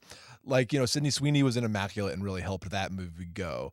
Longlegs had its distinctive marketing, and that really went. And this movie has these elements, and I feel like it's being taken a little less advantage of by Neon, but maybe that's not true. Maybe that's just me, but I think it's kind of true. This is a German co-production. There's just a little less assuredness about Hunter Schafer as opposed to Sydney Sweeney or Cuckoo, and this director as opposed to Osgood Perkins and Longlegs, which they really felt good about. Because Cuckoo is kind of difficult, Cuckoo's not interested in giving you all the answers, which people do not like. You have to wait until the entire movie is over before you can sort of reflect on how the plot developed. And Brett, on the internet, a lot of these plot heads, and I'm sick of these plot heads. It's these guys addicted to the plot. The plot heads, like, they need to be in control the entire time watching a film, where they feel unsafe. If they aren't the smartest person in the room that knows all the answers at all times, plot heads cannot hang in the movie. The plot heads are wild. Really quick, a plot heads anecdote. Last week, we named The Happening as the best M. Night Shyamalan movie of all time. We said it deserves a big cultural sort of like rewatch and reappreciation of what's actually going on in the movie. And in the clip that we put out on TikTok, we're saying things like, The Happening is way ahead of its time. Like, I don't think we still understand what M. Night Shyamalan's actually doing in The Happening, this and that. I got so many comments that were like, we all know what's going on in The Happening. The plants are killing the people. And it's like, no, I know what the plot of the movie is. I am talking about like the thematic thrust of the movie and the meaning of the movie and the overall sort of like structure of the movie. These plot heads literally think the plot is the only did you not take like English classes in high school? Do you not understand that like themes are part of the discussion? I what the fuck is wrong with these people? I don't understand it. Also, why are you so addicted to the plot? It's because their only lens through which they can approach any sort of film or artistic criticism is telling you what got right and what got wrong. Oh, there's a Starbucks cup in Game of Thrones. Oh, so no, throw out the whole season. So I'm fucking right about everything because it's like when Neil deGrasse Tyson has to do the shtick about why space is fake in this movie. This is everybody's approach to film criticism. Well, how was he supposed to get from point A to point B? Now, sometimes movies are trying to keep you engaged via plot and narrative devices and failing. Well, that's legitimate criticism. When these movies are built in sort of with like abstraction or sort of different voices or tenors or approaches to storytelling, people lose their minds and they become plot heads, which is silly because Cuckoo is a very intricately designed, very well structured, a la a Cuckoo Clock, Brett. I gotta watch well-structured movie that by the end, all of the pieces and all of the themes have fit together really wonderfully. I'm glad to hear that. It's a very original story. Though he's pulling from these different European influences, none of them are brazenly obvious, which is kind of pissing me off in horror recently, where it's like, okay, like you liked The Exorcist? Okay, like I fucking got it. Like check. Like you like Silence of the Lambs? That was good. Like I'm glad. This is the same fucking movie. Cuckoo, this person has influences and watched movies, but just sort of like Brandon Cronenberg's Infinity Pool, it felt original despite this person having inspirations. The cinematography in this was really wonderful. It wasn't a distraction. It stayed out of the way. It was confidently told. It didn't have that sharp stylistic flavor of Longlegs, but that, as much as that is an asset to Longlegs, I find it also to be a detriment when people try to it can be a detriment when people try to fancy it up and make shots look artistic for artistic sake. This movie, much like the actual OG Silence of the Lambs by Demi, is just shot like a fucking movie, and it looks great and it's well done. You know what I mean? It's not in your face with that cinematography. The cinematography is serving the story. I thought the acting was very good. Hunter Schafer's really good in this movie. She carries the thing all the way through. The problem is that her acting partner is Dan Stevens, who is to me the man Dan Stevens is an enigma to me, Brett. He's obviously always the production team's second choice. It's not that he's not talented. It's not that he's not handsome. It's not that he doesn't bring it. He's just like a human consolation prize, and it's sort of depressing to watch him on screen. The energy he kind of gives is Emmy Award winner, and that doesn't really always like service the needs of the film. Because speaking of a Cuckoo Clock, like clockwork, for the last 2 years, it seems like every 3 to 4 months, we get this like clearly this piece that has clearly been like planted by his PR team. That is, the headline is something like Dan Stevens enters his weirdo phase, or like Dan Stevens throws away marquee roles for like weird horror roles, or like Dan Stevens is a freak and he wants the world to know it. And it's like, I need where is the fucking performance that actually fucking cements this narrative? Cuckoo the narrative is preceding the performances. Yeah, he in Cuckoo he rides the line of sinister and silly, and it's effective, and he's actually sort of understated, even though the movie is signaling hardcore, and his performance is too, that he is the bad guy from the second he's on the screen. He kind of pulls it back a smidgy, but ultimately Dan is completely incapable of pulling it back. It's just, he just has a vibe of it's a little too silly, a little too performative, a little too something. I don't want to hate on you, Dan. You're handsome. You're funny and good, but you're never funny and great. And you're okay. Let man. me I level love a, you, but you're okay. Let me level a challenge here Yeah. because I cannot do this anymore. I cannot do this like 1 foot in, 1 foot out. Is Dan Stevens our new like horror weirdo movie supporting actor? Not at all. I can't. So here's what we're gonna do though, because like there is some industry force at work that is like making him get cast in these roles. Budgets, they can't afford it. Somebody else, and then is like pushing the PR hard to make it seem like this is his choice, and he's like, and this is the new guy. So here's what we're gonna do. Okay, here's the challenge. Okay, I don't know who the director is, but remake The Shining. Dan Stevens is Jack Torrance. If it doesn't work, you're done. We never hear from you again. I want you to put your money where your mouth is. One big role. You want to be the horror weirdo? Shining remake. You play Jack Torrance. Look, I think it's going to fail, but maybe it won't. Maybe you fucking nail it, okay? But here are the stakes. All in or all out. If the movie is a fucking flop and you're terrible at Jack Torrance, which you will be, then we're done with this narrative. We're done with Dan Stevens as the fucking horror like weirdo savior character actor. If it works, God, welcome to the pantheon, baby. But I can't do this like little 1 foot in, 1 foot out thing anymore, okay? Or like this sort of like lingering narrative that Dan Stevens is the new horror weirdo supporting character actor. Let's go big and decide if this is real or not, and then be done with it one way or the other.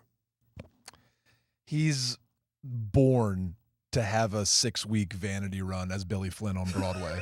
That is what he is born to do. Okay, sorry. Scratch the Shining thing.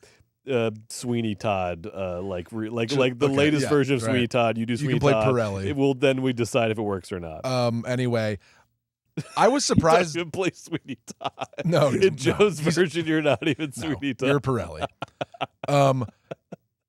Folks, if you're following me on Letterboxd, that is fun. And you better be. Thank you very much. You can always check with my 2024 horror movie power rankings. And yes, the power rankings are subject to change because that's what a power ranking is all about. Cuckoo did really well, folks. It's coming in week 1 at 5.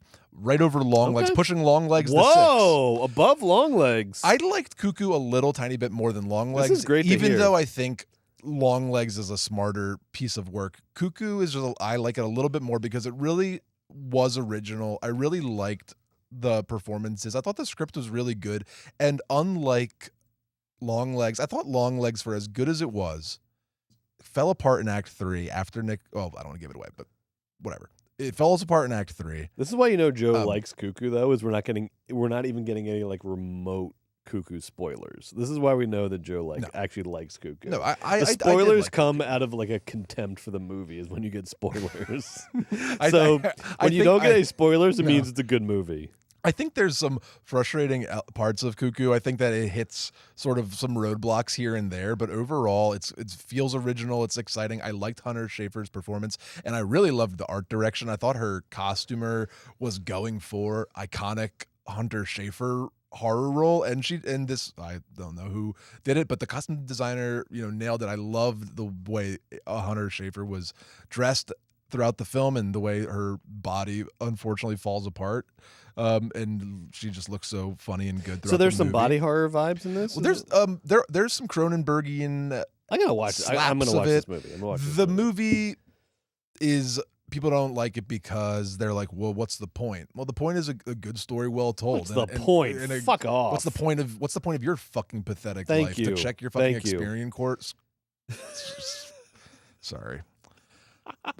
Credit score? What do you think? Yeah, I was just like, wait, what's the point of Cuckoo? The point is to have a really fun 2 hours. I'm very excited to see how your horror power rankings evolve in the next couple of weeks, because just to preview, and if you are not already, make sure, please, I'm begging you, this is free of charge, takes 1 second, subscribe to our YouTube channel. We are getting close to being able to monetize our YouTube channel, which is going to be a huge fucking help to this show and the future of this show. And all you have to do to help us get there is no cost to you. Just go subscribe to our YouTube channel. It's youtube.com/moviesbaby. But you'll be able to see our upcoming, like movies that we're going to be reviewing week by week. And Joe, I mean, your horror rankings are gonna go through some twists and turns because we've got Alien Romulus coming up, we've got The Crow coming up, we've got Beetlejuice coming up, we've got the James McAvoy led Speak No Evil coming up. That's all by mid-September. So you've got a lot. There's gonna be a lot of twists October and turns. happens. A lot of twists and turns. It's gonna be fun, folks. Up. Yeah. So check back into the show. We're always doing our horror rankings anyway. Cuckoo, welcome to the list, baby. You premiered really great. We'll see where you stand next week, but. Good movie. Totally fun movie, despite Dan danning a little bit. Dan was also fun in a lot of parts. Doing Dan. Dan's gonna Dan. I have no hatred towards Dan. He's just a television actor, that's all. All right. We're gonna end tonight's main episode on the free feed with the review of It Ends With Us, which is really probably the most talked about movie this week because of all of this drama going on around the scenes with It Ends With Us. It Ends With Us is a movie that I've never had less context for or preparation for going into, I think. This is like, what's the woman who wrote the book? I think it's Colleen Hoover. Colleen Hoover. This is like a big book, a big world unto itself. I was not prepared for this. I'm new to this, but I immersed myself in It Ends With Us this week, and I have a lot of thoughts. But let's start, before we get to the movie itself, let's start with all this drama around the movie, which we are going to, for you, try to coherently summarize now, even though the point of the drama is that it has no center and that it doesn't make any sense, and it's just probably ultimately all publicity for the movie. But here are things that we know about the movie It Ends With Us behind the scenes drama. The two fighting camps are, on one hand, we have the star of the movie, Blake Lively, and her husband, Ryan Reynolds, who we said are Hollywood's new, whether you like it or not, financially, objectively, the new power couple. They literally have the top two movies in the box office this week. And also, like, it's not a down week at the box office. Like, this movie made $50 million opening weekend off of a $20 million budget. Massive success, coming on the heels of Ryan Reynolds' massive success with Deadpool and Wolverine. On the other hand, you have Justin Baldoni, who is also one of the stars of the movie and the director of the movie, and the guy who originally bought the rights to the book. He is the one who shepherded this thing from book to movie, start to finish.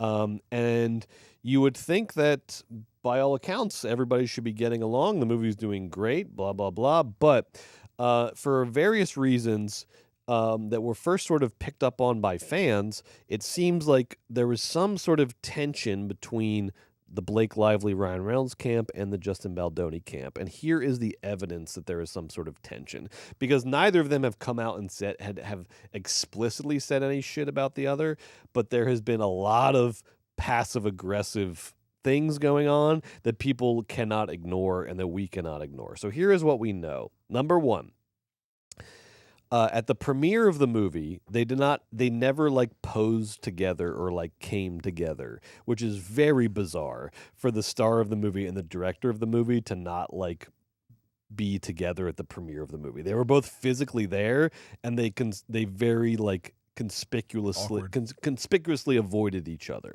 So that was kind of the beginning of it. And then people started digging into the press tours, and they were like, oh yeah, they kind of did like separate press tours. They weren't together for interviews. It was always Blake and usually one of the other co-stars, and then Justin Baldoni was doing his own interviews. So they were never together for the press tours. And then if you dig into their comments about the movie, you start to find this sort of passive-aggressive shade going on. Whereas Lively said about being the star and the director of the movie, she said, because she was asked about this, quote, what an intense job to do so many things. I just found it to be something like, wow, I really just want to have one job at once. I was looking around like, yeah, I'm just good with acting. I really love it. I just want to do acting. And then it's basically saying like, like this guy had to do directing and acting, and maybe it was too much for him. Whereas for me, I was happy just doing acting. But then Justin separately then said, seemingly in sort of response to this, he said he was asked if there was a sequel to this movie, if he would direct it. And he said, you know what? I think Blake should direct the sequel. I think she would actually be very good at directing it. I think I've done all that I can, and I think Blake's ready to direct. Right. So these are classic, like, insults disguised as compliments going on. And then that's on top of them just never appearing together in photos or anything. In addition to this, and this is like a new sort of like we're getting into like gossip here, which I really like. This might be a new potential for movies, baby. This is real just deep gossip. Not facts. The other angle here is the Ryan Reynolds angle, which if you think Ryan is just the sort of supportive spouse in all of this, you're wrong. Blake implied that Ryan Reynolds rewrote some of the dialogue for this movie, and specifically rewrote some of the key dialogue for this movie. She said, and I quote, "The iconic rooftop scene, my husband actually wrote it." And she said this to E! News right on the day of the premiere of the movie. "The iconic rooftop scene, my husband actually wrote it. Nobody knows that, but now you know." Okay. Number one, the movie hadn't come out yet. So calling something iconic is maybe a little bit ahead of time. Okay. And Joe, having seen the movie, and I'm not like, and I will tell you right now, this is like, I didn't hate the movie. I had problems with it. There's things I liked. There's things I didn't like. The rooftop scene could not be less iconic. It's not an iconic. Was it pivotal to the narrative? Sure. Okay. All right. Sure. All right, at least. It was pivotal to the narrative. Calling it iconic is hilarious. Okay. But her saying that doesn't tell us anything about the movie, but it does start to flesh out what is probably the issue here. And so here is my read of probably what the root of the issue here is, that you have two opposing forces at work in this movie. You have this guy Justin Baldoni, who was is a just like shockingly attractive person. He is just like the most sort of conventionally attractive person you could probably imagine. Wow. He's a television actor, he's been in stuff, but he also had this production company, and behind the scenes he was the one. Handsome. He was right. He was the one that shepherded, and the movie itself, half of the movie is about how handsome he is. That's kind of like one of the main plot points of the movie. He shepherded this movie from, he bought the rights to the book. Through his production company, he got it made. He directed it. He's in it, right? So he perceived this as like his movie, right? He's right. And but then Blake Lively got cast in it, and this is not like Gone Baby Gone era Blake Lively. This is not even Gossip Girl era Blake Lively. This is like ascendant power couple Blake Lively. I'm Taylor Swift's best friend. Yep. I'm married to Ryan Reynolds. I am about to take over, and I need a project that is going to manifest my takeover. Oh, this is a good one. She's right? Smart. So Justin Baldoni's like passion project collided with Blake Lively like A-list ascendant project, and that is, I think, where the crisis ultimately occurred. What is an inevitable crisis? It was always going to be tension on set, because Blake and Ryan have their goals, and Justin has his goals, and then that's where all this sort of drama came out of. And there's a lot of fun little shit talking on set. My favorite story is about how apparently there's definitely a scene where Justin has to like pick up Blake in one of their numerous like loves romantic scenes. He's got to pick up Blake, and apparently Justin Baldoni has had back problems, and so he asked like one of the technical advisors on the movie like the best way to pick up Blake to like minimize the chance of hurting his back. And then Blake heard about this, and she thought that he was like fat shaming her and so this apparently, so there's all this like little shit that went on. But if you read about this online, it's just going to be chaos of just passive aggressiveness and shit talking. This is Olivia Wilde, Florence Pugh. Yes, it is. But it's better. It's honestly better. It's better than Don't Worry, Darling. Because what I'm telling you is that the root of all this, I'm guiding you to the root of all this, is that you have two people working on two different projects that are the same project. You have Blake Lively working on the project of making Blake Lively famous, a award-winning actor and a lifestyle brand influencer, and then you have Justin Baldoni trying to make his like passion project movie and possibly transitioning into like a like writer director kind of like star of his own movies thing. So you have two people at odds on the same project. That's where all this is coming out of, and all the little shit talking is just them fighting the war. It's very entertaining, though. I would recommend like reading up on all of this. Now, the problem that we run into, though, is that this movie, the actual movie, is ultimately an exploration of, at its heart, an exploration of domestic violence in the world of like rich, bougie, white culture. How domestic violence can sort of hide behind different things, right? And can happen where you least expect it. But the reason you least expect it is because of all your sort of biases and prejudices about things, right? So there is like a meaning. This is not fucking 2 weeks notice with Hugh Grant and Sandra Bullock. This is not a like light romantic comedy where you can sort of war behind the set and it's all fun. They're warring behind the set on a movie that has like a strong thematic central message. So this movie is I think that's why this movie has become this big sort of cultural touchstone this last week, is because you have this combination of like celebrity gossip with like a strong thematic underpinning the movie, and people are trying to sort of orient their brains around how to think about this whole thing while they're seeing it. And Blake Lively's getting the J-Lo treatment on TikTok this week. She's getting burned. AKA everybody's coming out and saying, Blake, you're being insensitive. You're only caring about your lifestyle brand ambitions and your marketing ploys, and you're not getting the word out about domestic violence, which is what this movie's sort of centered around. And now... And Justin's they're playing, slowly playing catch up on the PR. And Justin seemed to be playing that. That's how I think he played. That was his like, card to play, was that when all this shit came out about like Justin and Blake warring behind the set, and he seemed to be getting the worst of it. Everyone was siding with Blake Lively because she has the bigger fan base. He hired like a crisis management team literally to handle his PR around this movie. And their big move was to like make his press tour about domestic violence organizations, about how the movie is about domestic violence. So their move seemed to be like, we're going to focus on the themes of the movie and then sort of like get everyone's sympathy behind Justin versus Blake. So the PR tour, to me, I saw the movie, and Joe,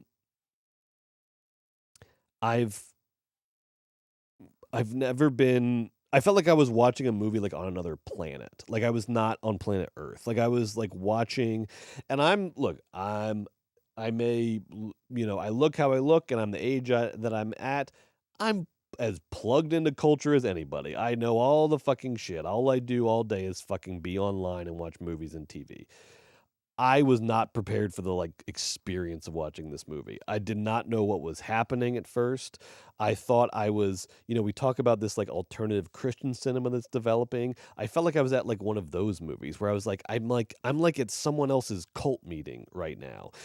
Because not only was the movie sort of like culturally strange to me, the audience was like reacting more than any movie I've been at all year, more than Deadpool and Wolverine, more than Dune, more than fucking Fury Road, more than Furiosa, more than Twisters, anything. This audience was gasping and sighing and like, oh my God, I can't believe you would do that to her. They were reacting to every little twist and turn. But the movie itself was such a like bizarre world for me. And it took me, I'm thinking about it in the last, I've watched it last night. I've been thinking about it all night, all day. I'm going to try to boil this down for you, because here's what I think is happening in this movie. You have not seen this yet, but I want you to watch this, and then maybe we'll circle back on this next week. This is the plot of the movie is simple. I'll give you the plot of the movie first. It's very simple. It is this woman who comes from like a rich family in Maine, and she moves to Boston after her father's death, and she opens up a flower shop, and then she gets into this love triangle with a guy from her past and then a guy from her present who's like and the guy from Her Present is a neurosurgeon who's Justin Baldoni, the director of the movie, and he's so gorgeous and handsome, but he's also potentially abusive. He has and I'm saying potentially because the movie sort of like the rhythms of the movie don't give everything away at first. So he has he's some red flag tendencies. Thank you. He has red flags, and then there's a guy from her past, this kid who had sort of a troubled childhood from her hometown, who she lost her virginity to, who she then reconnects with in Boston years later. And there's this sort of love triangle between who is she supposed to be with, who's the better pair for her, et cetera, et cetera. So it has a sort of basics familiar plot to it, but the vibe of the movie is so bizarre and so hard to get my head around. This is the way I will summarize it for you. Is to me this movie epitomizes, and I want to say first of all, I do not in any way, none of my criticisms of this movie have anything to do with the realities of domestic violence. I'm gonna start being fairly flippant about this movie, because I don't think this movie is appreciates the realities of domestic violence. So I'm not domestic violence is almost separate from this movie, even though it's part of the plot of this movie.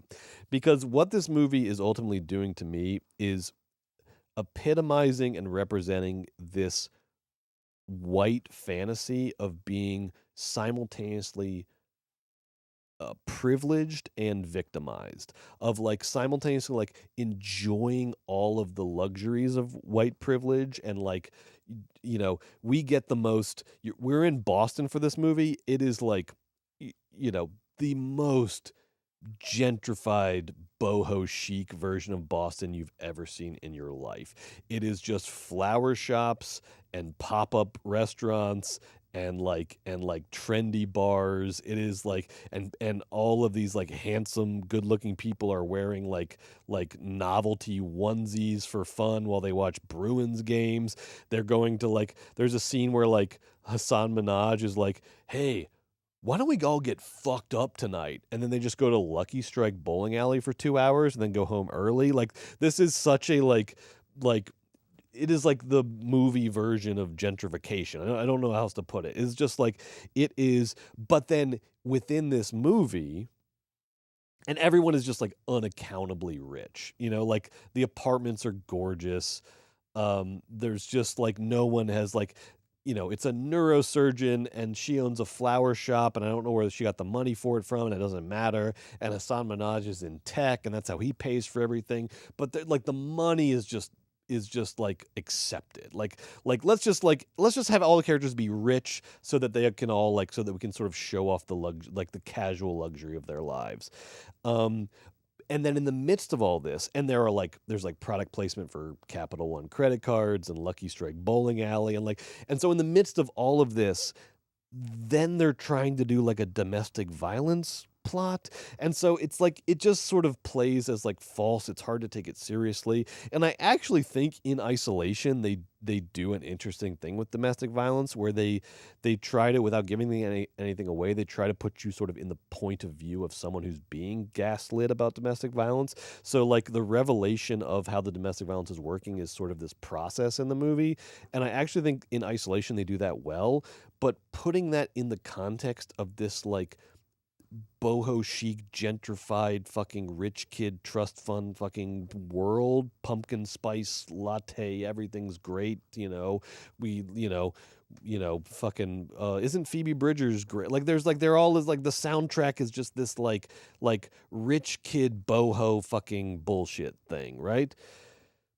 That's a hard aesthetic to do domestic violence against, and I think they kind of fail ultimately, and it plays instead of being a realistic movie about domestic violence, it plays as this fantasy camp movie in which white people can have their cake and eat it too, where they can sort of be victim and they can be privileged. They can have all of the sort of benefits of privilege, but also be sort of like victims of society as well and enjoy both things.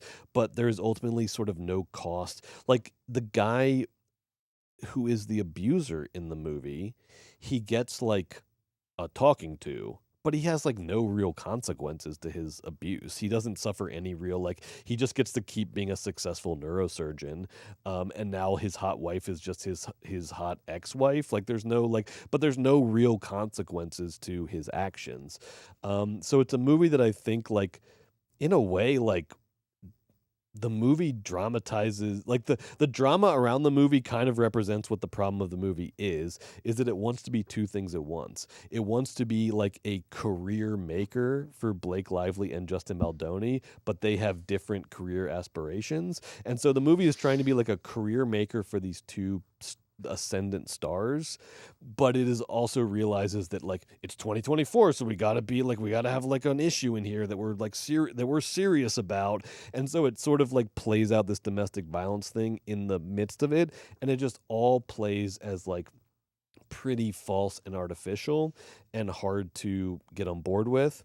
That being said, Joe, here is my confession, and this is the thing that I've like struggled to like to sort of like plug into all of this. I like cried at this movie 3 times. I kid you not. 3 separate times. You didn't tell me that yet. I did not tell you. Yeah. 3 separate times. You love this movie, dude. A physical, not like oh, getting like wet. No, you're fucking crying. Physical tears down my face 3 separate times. Fuck. Right, but good. but it was not. They were never like. Each time it was not like, yes, I'm having an emotion. Each time it was like, I'm being like fucking manipulated. It's manipulated. So and I am also like primed to be manipulated because you know this. You're dumb. Like A, I'm dumb. No, I don't know B, I fucking love the movies. So like give me all of it. Right. C, you know, ever since I've had a kid, I'm fucking cooked. A cross breeze will make me cry. Like it's like it doesn't take anything. So there's like kid stuff and kid and parent stuff in the movie. I'm fucking done. I'm done. So this is a very like, and you know what the crazy part is? The third one was on the fucking drive home. Like it's stuck with I like that, like, but it was never a satisfying cry. It was always like a like fuck off cry. It was like stop doing that. Like, of course I'm gonna cry at the dead kid shit and all this fucking shit. No, that's not a spoiler. Okay. But like you don't know what I'm talking about. I don't. But there's just like. I'm kind of recommending that you go see this movie. Sounds like what we have here is a very interesting, fun movie. Yes. I'm recommending that you go to talk about. Because I watched this last night. I am still wrapping my head around it. I actually like. I kind of want to like recommend that you like sneak into this movie because I'm not like keen for this movie to like keep making tons of money because I think ultimately the cultural trends around it are pretty fucking awful. But in the year 2024, this is a very interesting movie to see in theaters. I like the pitch. We'll see if I go. Joe, you got to go see this movie. I need because also I'm like, am I wrong about everything? Like, I need like another person that I want to go. I'll go. I want to go. I want to go. Yeah. I want to go. You trust me? That's great. It's like if a pumpkin spice latte made a movie about domestic violence that made me cry 3 times. That's that. But the pumpkin spice latte was so talented. Look, Blake Lively is a very talented actor who has no like compass. Like a very like a talented actor with no like without the like thing that like she's charismatic on screen. Yes. All right. And Justin Baldoni is psychotically handsome. I like that. I didn't know they still made movies like this. We're going. Meet Margot. This isn't what Boston is, or is it? I don't know. Who else is here? I don't. My wife, my dog, my son can go. We're all gonna go. Here's the thing. Don't let me be alone with It Ends With Us. Please go see it. And then we'll talk about it more because like I don't even feel like I scratched the surface of what the experience of. This was the weirdest movie I've seen in 10 years was It Ends With Us. The weirdest movie you've seen in 10 years, folks. This was a bizarre movie. Wow. The rooftop, like the fact that Blake Lively thought scene. that the rooftop scene was iconic only like further complicates my understanding of the movie. I don't know. I'll tell you what. Every year, somebody tell me something about It Ends With Us that isn't just me. Every year, it's some sort of affirmation, or I get one pumpkin spice latte because I love pumpkin flavored stuff. I don't care if it's a trope or a cliche. That's just the way I am. Thank you, Margo. Also, I'm open to more. I don't get more than one because A, too much milk for my tummy, and then B, a little too sweet. But that one on the right fall crisp day, you can direct my movie that day. Pumpkin spice latte. Wow. Direct my movie. Brett, that was fun, but we got work to do on the other side of this paywall. Okay. We have to scale the paywall, get on the other side. So we're trying to keep this to 1 hour movies. tonight. Good news, we kept it to an hour and a half. It's not bad news. We're going to, folks. All right.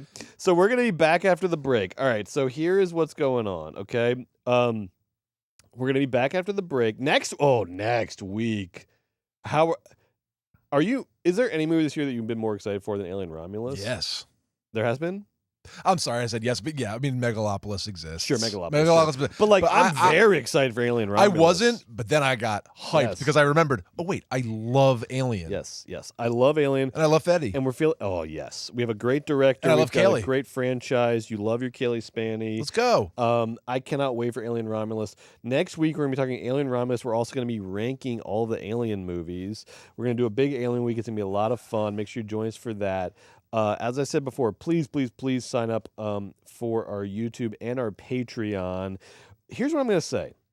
Anybody who's listening to this right now, go to patreon.com/moviesbaby. Just sign up for free. It's literally like following us on Instagram, okay? Just go over there and sign up for free.